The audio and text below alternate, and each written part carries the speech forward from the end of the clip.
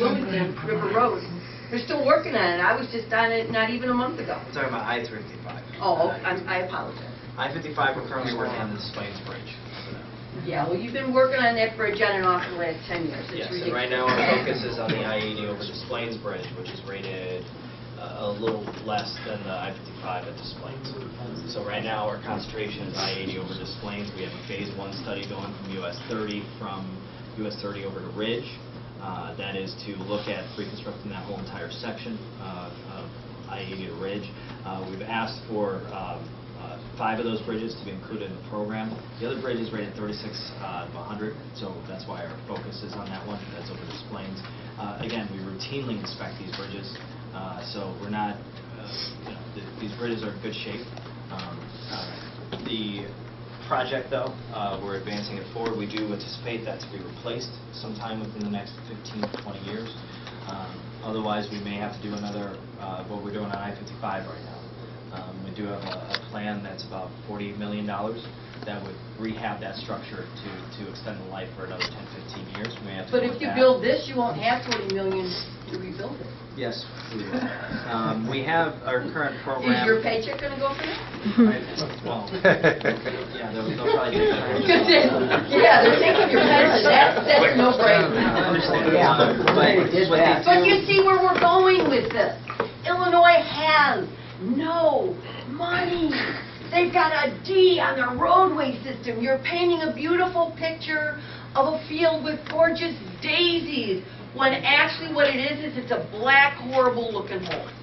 And it pollutes the land forever, just like Yes. Chernobyl. Yes. Once you pave over this farmland, you're not going to get 17 million in some boxes a year. Ever again. I don't care if you tear up the road, it's poison. So your kids are hungry. It's gone. You can't keep paving over farmland. What are you going to eat? Asphalt?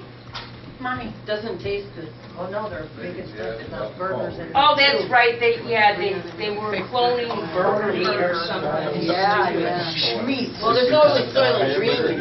Steve, a moment ago, if I can stand be corrected, did you mention that there was a hospital that had to give tens of millions of dollars to Silver Cross to help with the roads? To fix the state roadway? Center Point, this Bridgeport, obviously hundreds and hundreds of millions of dollars, corporations and stuff like that. You mentioned, 159 intermodal type facilities and stuff. 150 distributions. 150 distribution. What are they giving to back to the roads today? Like this hospital didn't improve, but why? What are these The issue with where those are being placed. They're being placed not on state highways, so therefore we are not asking for anything because they're not. The only thing we control is access to state highways. So we don't, if there's a development off of a state highway, we can't impose anything. Then why aren't But this is being promoted as a truck highway. Because it's a local plan, it's a local permit. Locals are responsible, the local municipalities are responsible for land use and permitting, right? So these are all being permitted by cities like Joliet, Elwood permitted the one at Elwood. Ridge is being permitted with Wilmington. We have asked them to upgrade the signals at Lorenzo in order to handle the tier 1 of the development. But the widening of Lorenzo Road, because they're widening it to a 5-lane, that's all in the city of Wilmington. So the actual intermodal themselves is not on a state highway.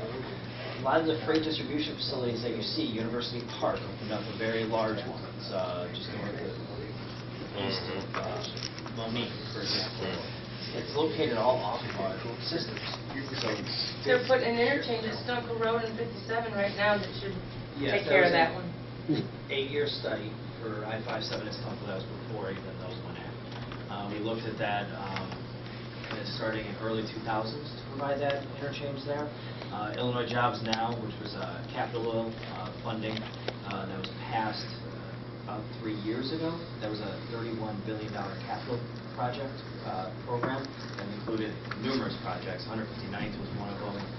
Stunkel, which was it's about $30 to $40 million interchange being planned there. So again, we constantly look at improving our system. So they create the problems then that you have to deal with because they create the additional demand for, and then you're faced with having, how do you fund it? Because we have a dividing system where one aspect is not responsible to the other's needs. Well, Between the municipal and the state level, I'm talking yes, well, in a municipal level, you're correct. They're creating a problem, and then we all have to pay for it. In a municipal and county level, they are in control of land use and permitting. So we are not responsible for land use ordinances such as, you know, 10 acres, you can be a farm in Will County, 40 in Kankakee, I think it's 20 in Lake. You know, those are all separate. So, you know, what's happening is you can see the dividing quickly of farms over in Will County, especially more in the northern. You can see that kind of creeping, especially east of Midday-Wind. You can see that if you just drive out that way, where everything's all of a sudden a 10-acre parcel. And so those existing land use plans and those existing laws, county laws, yes, those are all being dictated by the county that's permitting or the municipalities that's permitting. And then we are only responsible for the road itself and getting access to that road. That's about all we're responsible for. So what we've done with the Illiana on the Illinois side is we also, recognizing it, we gave a $500,000 grant to the county to help facilitate the land use planning along the corridor, so that it's a better land use plan. Because a lot of the municipalities along the corridor, Peatone, Beecher, wanted to stay rural. And so we gave a $500,000 grant to the counties to help facilitate that discussion, because it's not really our area by law. We don't control land use. Yeah, Steve, I got two quick questions. One is, what you're touching on right now is building the new intermodal facilities and expanding, and you don't have control over that. I would think that, you know, whenever you have a nuisance being created in your state, that somebody should be able to draft some legislation to correct that or to curb it. You know, they're building this over here. Somebody's getting tax dollars off of it. If you want to do a study and see if the tax dollars that are coming off of those intermodals is going to pay for all of the inconvenience and all the money that's going to have to be spent for this road just to get from there over to I-65. They want to go to the southeast quadrant of the United States. That's what big business is trying to do over here, is they want one facility, and it's like the tail wagging the dog. You know, they're going to build this, and then everybody else is supposed to cater to them. If they want to move those containers across here I'm reading this thing about this Illiana Railroad. Oh, I can answer that one. Yeah. You know, you want to put an Illiana Railroad in here. There is a railroad already in place. EJ&E. Elgin, Joliet, and Eastern. The Eastern goes to Gary. Why wouldn't you be able to expand that? Those trains carry containers. If you want to get them containers across, you already got a railroad in service. It's owned by the CNN Railroad right now. Yes. And they could go ahead and put those containers across on that railway. Well, the issue you run in with railroads is the track rates agreements. So if you go from, I mean, they're all private entities. That's how it was formed before our roads were. Well, wait, the EJ&E is one continuous track that goes all the way across there. Goes to Gary. Yes, which services the majority of their rail, EJ&E, and they worked out a track rates agreement with, is it NS or CSX? I want to say it was NS. I've seen BNSF on their tracks too. But, and then they pay to operate those in different tracks. So UP, for example, owns the UP line. So if it were to, let's say we were to create a link from UP to the CSX line that's right over in Indiana. Well, you can't take a train and then just drive it on a track and then just go down CSX line without substantial fees from CSX that would impose on UP. Each one is operated completely separate, private companies, private stakeholders, private bonds. So every railroad operates independently. But you do have the short rail. So short rail kind of does provide those links, but they in turn also provide, it's more of the track rights agreements between the two, if they can utilize that. Well, you're losing me here as far as, isn't that the EJ&E railroad track that runs just north of the intermodal facility? They probably have got a track that runs into it. Further. It's north of it. There's an EJ&E line there. Yes. That's not the bypass line, I don't believe. But the bypass, okay. So when we looked at rail option, when we looked at a rail option, the issue that we had was that there was no Class 1 railroads that operated in such fashion that you could take a train from UP and just put it on CSX. So you need a switching station. So you need like a BRC yard that's south of Midway. It's a huge operating yard. The majority of the tracks go through Chicago at this point, and they continue. Wait, we're not in Chicago, Steve. We keep on, maybe we're talking about two different things. The EJ&E Railroad that runs into Indiana, goes into Gary. If you follow it, if you look at Google Maps, and I'm sure you look at a lot of those, if you follow it, it goes right over there north of the facility that you're talking about that needs to ship those containers across to Indiana. Now, why can't they use that railroad to ship those containers? And if that railroad is going to get overrun by those containers, why can't they expand that, put another rail line right next to it, run trains simultaneously if they have to? There's a lot of options here to get those containers over to I-65. But like I say, big business is wanting to go ahead and they want to build this thing and everybody else cater to them. We're spending way too much money catering to big business for the amount of taxes that are getting paid to somebody else for approving all of this stuff. I'm from Indiana, and the way we work it over there is you go for a building permit, it has to be approved. Now, whoever's approving this over here needs more training. You're creating a nuisance. Like I say, it's up to the state of Illinois to control their own nuisance. Don't let it spill out, into other counties and into other states. This road is a big joke. Yes. Along the lines of what this gentleman is saying here about the taxes, I wonder the same thing. Most of these developments are built in TIF districts. And I believe when the TIF runs out, a lot of these companies sell out or say it's no longer profitable and lock the door, go to another community, get the TIF funding, build another facility. Someplace along the line, somebody needs to do a study. I'm sure as this progress is moving forward, on the very beginning, there's going to be a lot of abandoned warehouses and underutilized warehouses. Just because we see all new growth doesn't mean prosperity. And I think that really needs to be looked at in the state of Illinois. And to just kind of complement that, in one of your brochures, we talked about 176% growth in Will County. That was exciting. And I've been on this bandwagon for several years. Every week, the Farmers Weekly Review normally has 12 to 14 pages of troubled property. In the last 2 weeks, they couldn't fit it all in that paper. We have another complete section of troubled properties in Will County.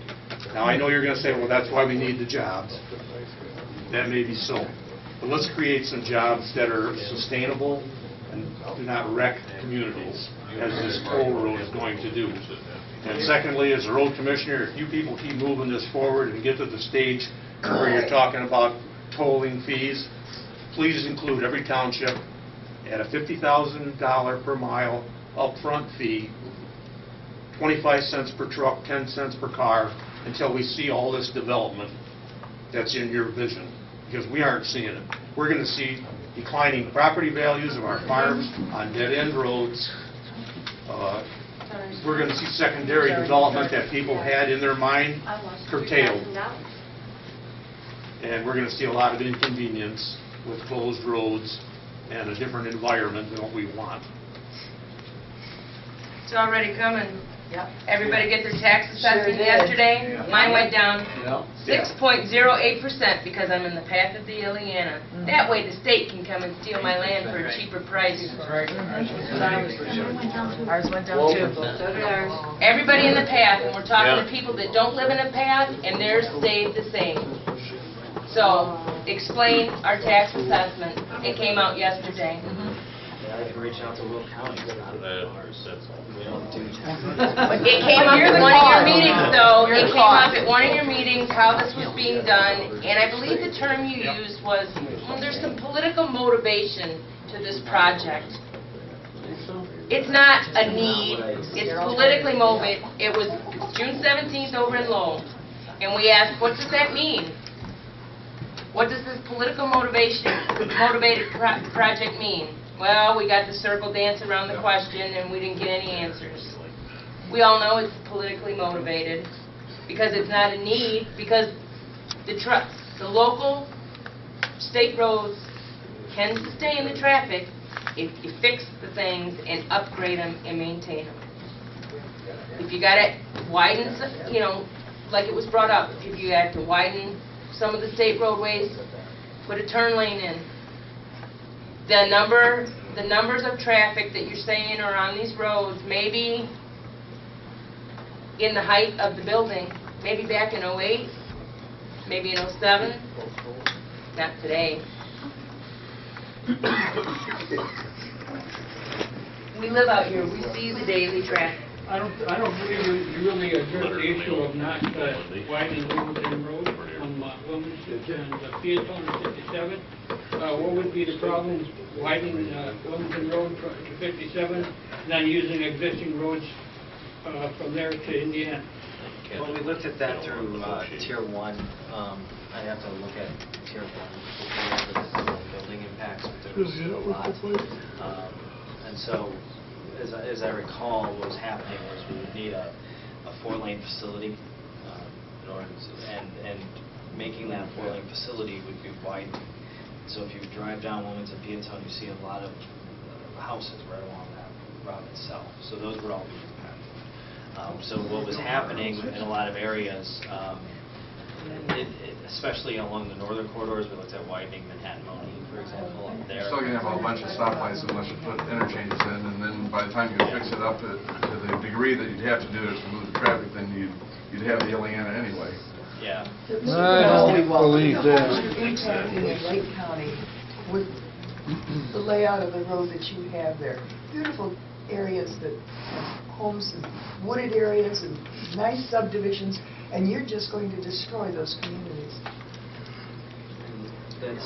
We are looking, what we're trying to do is, again, that's why we're carrying multiple alternatives forward with alignments to try to come up with the best alignment we can. And what are you going to do with the wetlands? As far as impacts will be mitigated. Usually. What do you mean? I'll make another new one. Well, in Lake You know, they County, have farms still out on Corridor. They have farms that are devoted just to wetlands. Yeah, You take a wetland banking. wetland, and then you go over here and you buy another piece and create another wetland. Yes. And do away with this one. And those things sell for about $60,000 an acre. Yes. Yeah, wetland banking. And Yeah. that is an approved way to mitigate for wetlands. Yeah, but how many acres did you say you had here in wetlands? Well, You gotta have more than that. You got a lot more than that. it's 60 or 80, but but until we sign the whole thing, for one end to the other. Yeah. We, for example, that portion that we saw near 41, some of them we were trying to avoid with the overpasses, so we had to move the entire interchange down, for example, on that one. We were doing the best we could to avoid the wetland, but there is a number of different areas as part of the... Right along the West Street, you've got Yes. wetland. Yes.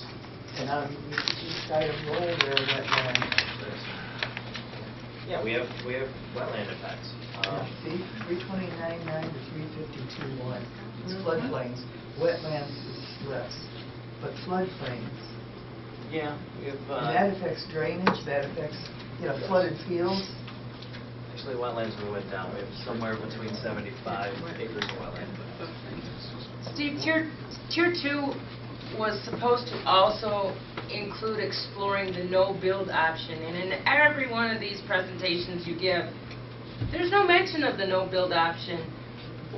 Aren't you studying it? It was supposed to be part of the Tier 2, because we're not getting anything on that presentation. The no-build option is to do nothing, so there's really nothing to study, is what you're comparing. Well, it's doing nothing.